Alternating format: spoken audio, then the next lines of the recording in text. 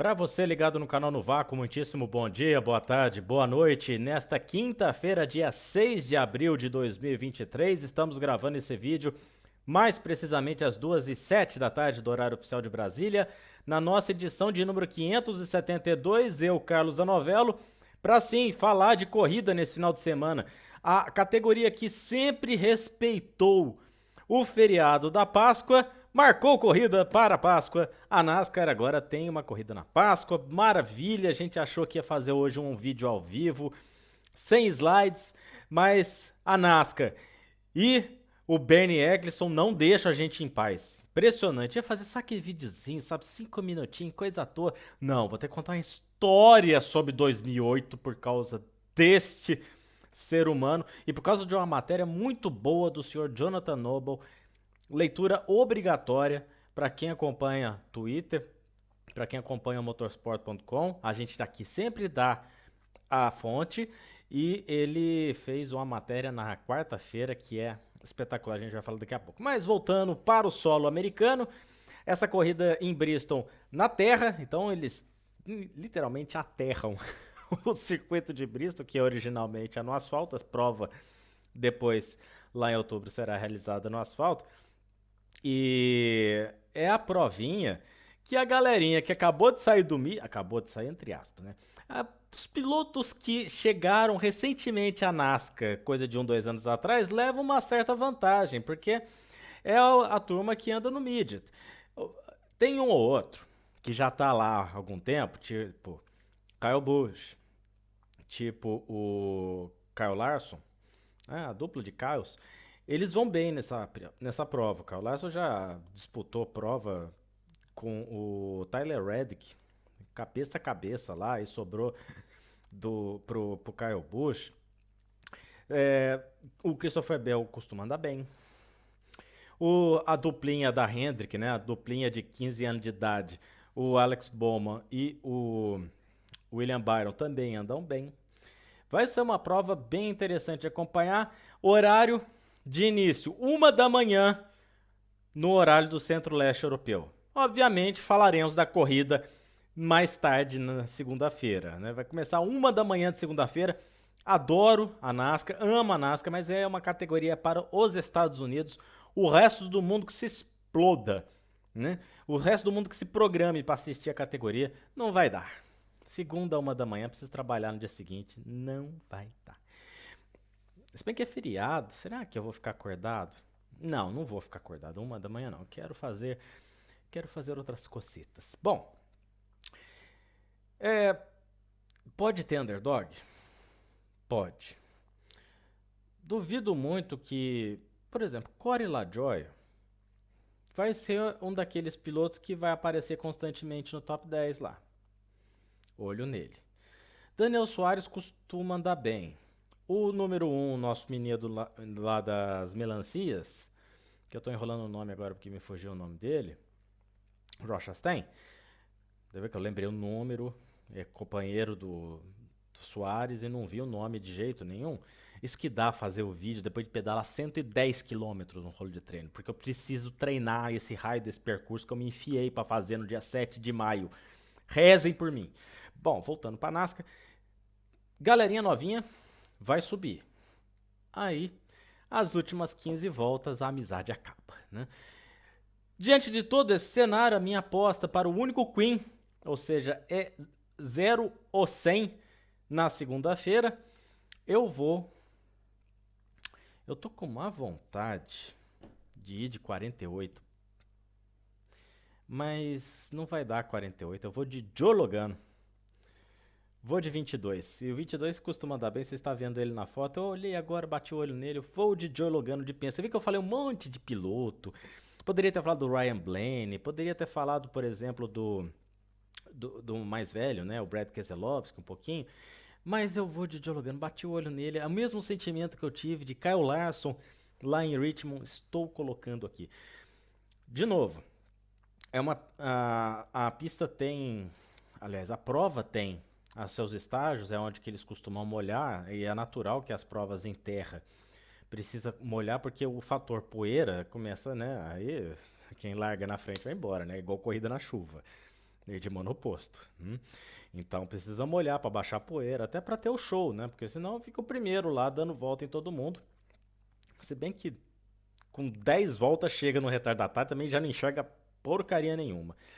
Ou seja, para não ter o caos, para não ter um grande prêmio da Austrália em Bristol, o pessoal em cada estágio molha a pista. E por isso que você vê aí nessa foto que eu coloquei do ano passado, os pilotos passando, onde que eles passam ali fica bastante liso, né? E é onde que para andar mais rápido para a esquerda você precisa virar para a direita, como diria o Hornet lá no Carros, né? E eu não sei o nome dele em português, gente, vocês me perdoam. Eu sei que é Relâmpago Marquinhos, que ficou uma tradução, né, igual para quem gosta de tradução, né? Wednesday e Vandinha ficou maravilhoso, mas tá bom, precisava fazer uma McQueen para criança de 4 anos, não dá para falar. Marquinhos fica mais fácil.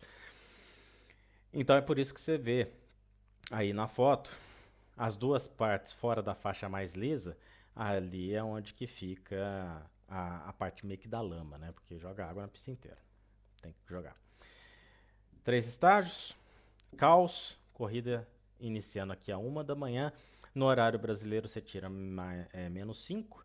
Então meia-noite, 23, 11, meia-noite, perdão, 23 é 11, sua anta, 10, 9, 8 da noite. No domingo começa a prova. Aguardem uma prova de 3 horas e blá blá blá pra frente. Então vocês também vão dormir tarde. Quem quiser acompanhar a NASCAR no Brasil vai dormir por volta de meia-noite. Agora eu vou deixar. Montei os slides aqui numa forma mais educativa. Não é que eu tô querendo ensinar ninguém sobre Fórmula 1, mas eu precisava ser um pouco mais estruturado. Por isso que eu montei dessa forma.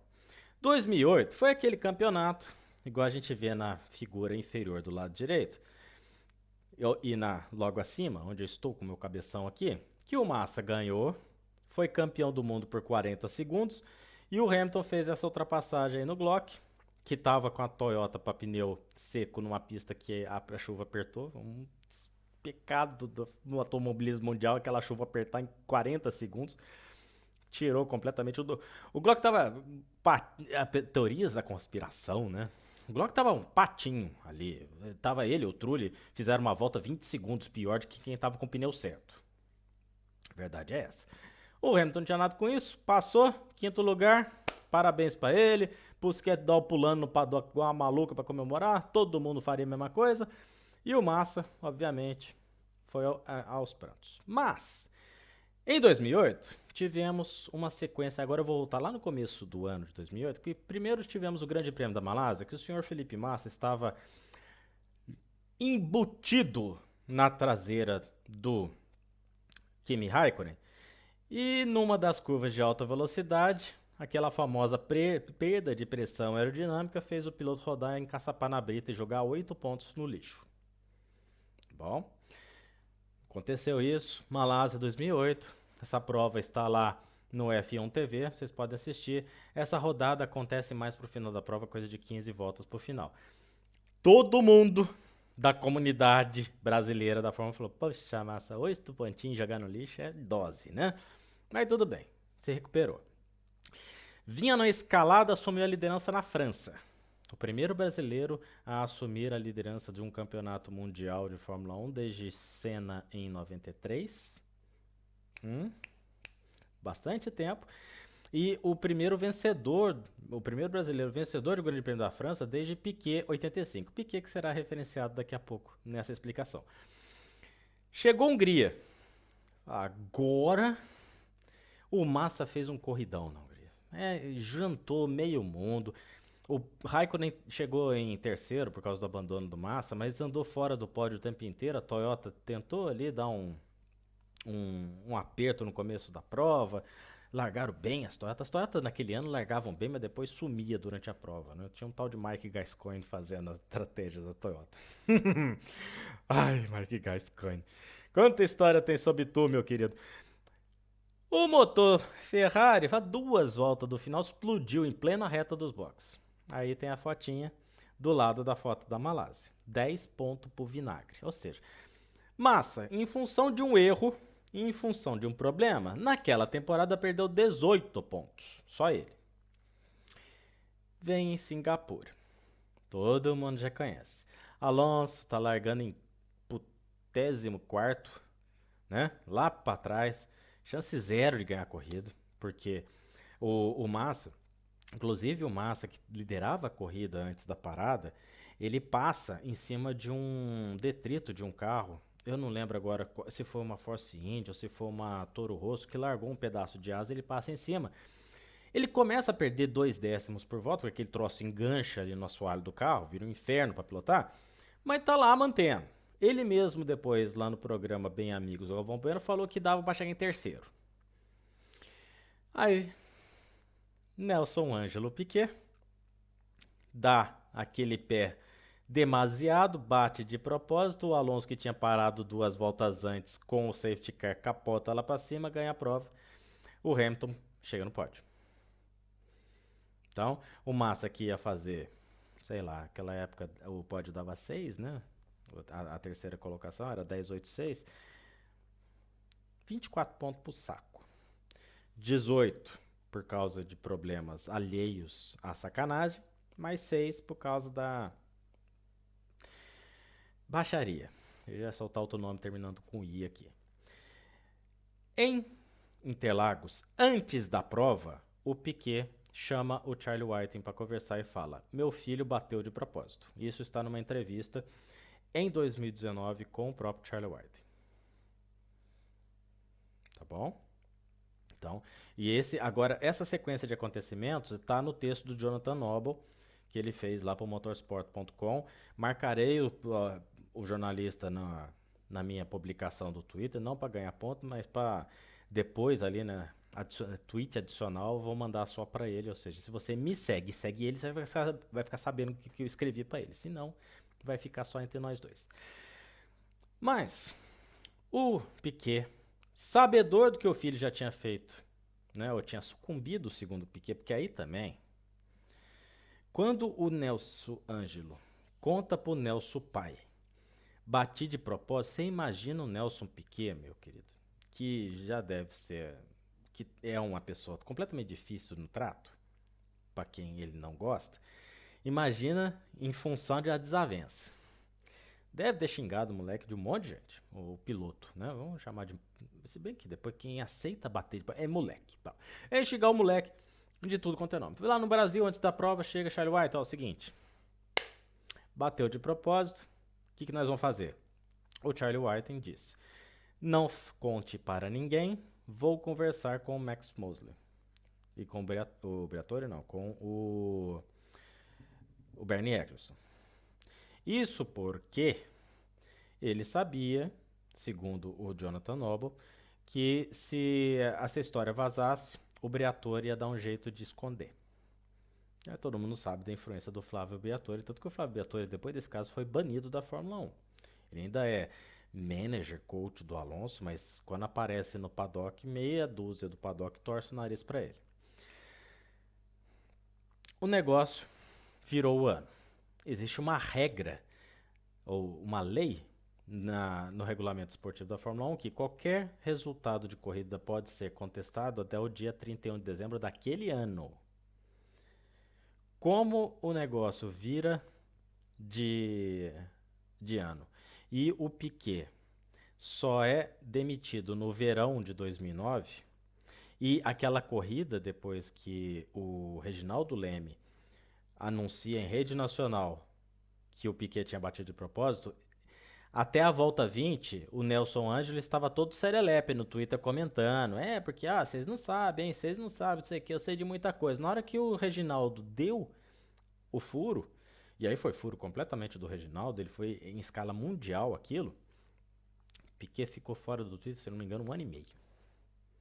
Sem falar com ninguém. Só tinha conta, até mudou o nome do usuário dele. A FIA, então, o Charlie Whiting, com esse caso da demissão, abriu o processo de investigação. E aí foi que a gente tem na internet, se vocês entrarem lá no site da FIA, tem a transcrição da conversa do investigador com o Nelson Ângelo. E o investigador pergunta 5 vezes. Você então bateu de propósito? Como foi a manobra? E o Nelson Ângelo tem que repetir 5 vezes a mesma resposta. Com isso tudo, a Renault sai da Fórmula 1, depois daquele ano. O Alonso vai para a Ferrari. E o Massa fica chupando o dedo sem o título de 2008. Não só por causa de Singapura, porque o Massa perdeu por um ponto o título de 2008, mas por causa também de uma série de resultados dentro de corrida. Teve o Grande Prêmio da Itália, por exemplo, que ele perdeu para o Hamilton na chuva.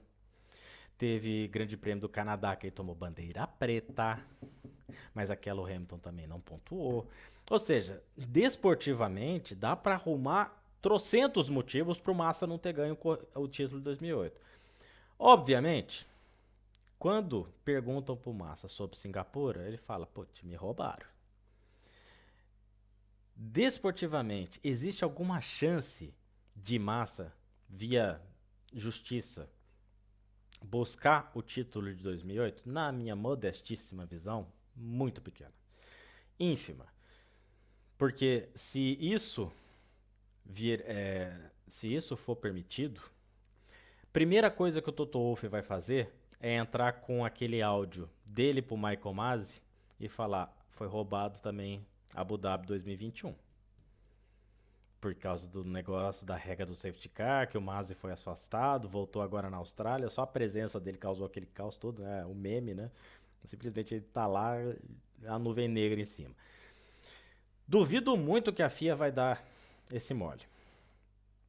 Porque depois a Red Bull vai falar que está sendo perseguida, e isso e aquilo outro, ou seja, vai acabar, o campeonato desse ano desportivo, né, vai dar Verstappen, a gente só não sabe quando. Inclusive já estão falando aí de Pérez fora da Red Bull, Tsunoda no lugar do Pérez na Red Bull, com o Ricardo indo para a AlphaTauri, porque aí o Pérez não aceitaria para a AlphaTauri, e aí seria, em último caso, a aposentadoria do Pérez da Fórmula 1. Ah, pode ficar, fazer resto do ano sabático, ano que vem sabático, esperar como é que vai ser o mercado? Pode. Mas vai voltar o quê? 2025. Não sei como é que vai ser a cabeça do Pérez, porque é muito legal, o Rogério Elias fala isso lá no Automobilismo para Principiantes, é muito legal você falar que você é piloto de Fórmula 1, principalmente de uma equipe igual a Red Bull. Abre portas de restaurante, de hotéis, de um monte de coisa, você ganha presente. É legal. Por isso que tem piloto que não larga o osso. O Huckenberg tá querendo entrar de todo jeito, por exemplo. Enfim, vai ser uma batalha judicial por causa de 2008 e será outra por causa de 2021. Eu duvido que a FIA vai dar esse mole. Eles vão falar que sim, que vão pedir desculpa, que vão, sei lá, dar uma medalha de honra ao mérito. Tem a medalha, acho que é Lorenzo Baldini, troféu Lorenzo Baldini. Não duvido nada do Massa ganhar o troféu Lorenzo Baldini. O Massa que já teve em 2 eventos da Fórmula 1 esse ano, e segundo ele, na entrevista lá pro Flow Podcast, ele irá em mais 6, são 8 eventos que ele vai participar. Se bem que depois dessa entrevista, do que ele falou, não sei se muito ele vai aparecer lá no paddock, né? Que vai pegar no microfone, obviamente. Todo mundo, o jornalista que tiver no paddock da Fórmula 1 vai falar, e aí, Massa, como é que tá 2008? Não sei se o Massa vai querer ir para o paddock da Fórmula 1, mas ele é profissional. Obviamente, vai ter um coach ali, um assessor de imprensa que vai dar para ele uma receita de bolo para ele ler no momento da entrevista. Mas, né, fosse eu sou uma pessoa fácil como eu de lidar, mas nunca mais entrava no paddock da Fórmula 1 depois dessa. Por quê? Mosley sabia, Whiting sabia, Eckerson sabia, antes do final do ano de 2008. Nelson Piquet, brasileiro, sabia. O Nelson pai poderia ter falado, ó, gente, ó, espera aí, tem um negócio aqui pra eu contar pra vocês. Porque depois da decisão de Interlagos ainda teve 1 mês e meio pra terminar o ano. E aquele campeonato poderia ser revisto. E o Nelson pai segurou a informação por causa de medo do Nelson Filho não disputar o campeonato de 2009, o que veio acontecer no restante daquele ano. Depois ali do verão de 2009 entrou o Grosjean no lugar. Senhores, a seguir cenas do próximo capítulo, mas pelo que eu estou imaginando vai ser um troféuzinho Lorenzo Baldini pro Massa, 1 bilhão de pedidos de desculpas da FIA para o piloto brasileiro e Nelson Piquet, sabe quando, aliás, os dois Piquet, sabe quando vocês vão voltar para um paddock da Fórmula 1? É nunca, mas não convida nem para fazer a entrevista do pódio. É isso, gente. Por isso que eu gastei um pouquinho de tempo aqui. O vídeo de hoje ia dar 5 minutinhos, mas eu precisava fazer esses 2 dedos de prosa, em relação ao que aconteceu depois da entrevista do Massa pro Flow, da entrevista do Exton falando que o Schumacher ainda é o maior de todos porque o Hamilton não tem 7 títulos. Obviamente uma coisa foi puxando a outra. E o brilhante texto do Jonathan Noble lá no motorsport.com. Canal no Vácuo, deixa aqui para vocês uma feliz Páscoa, muita solidariedade às famílias do acontecido lá em Blumenau. Eu tenho um filho pequeno, praticamente da mesma idade. Eu não consigo imaginar a dor que vocês estão passando. Justo no final de semana da Páscoa, quando as famílias se juntam e faz aquela baguncinha do ovo, do chocolate, aonde tá o chocolate em casa.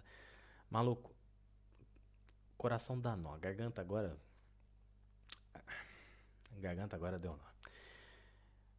Muita paz, seja lá qual for a, a religião de vocês, a crença de vocês, que essa força maior que vocês acreditam conforte vocês nesse momento de muita dor. Não dá para falar alguma palavra, só dá para rezar e pedir muita luz para vocês. Ok? Vamos subir vinheta, mas vamos botar um pouquinho de mão na consciência. A gente precisa de mais paz. Essa cultura de violência, principalmente no Brasil, tá no mundo inteiro, tá, gente? Aqui também. Vocês imaginam os crimes que estão acontecendo aqui. Mas o Brasil não é reconhecido por esse tipo de coisa, gente. E agora a gente é reconhecido por esse tipo de ataque. Voltamos na segunda-feira. Um grande abraço para vocês. Juízo nesse final de semana para quem pode festejar, para quem tá com a família em casa nesse momento de dor. Muita paz, muita saúde. A gente vai só acabar o vídeo fazendo aquele sobe vinheta. Tchau, tchau.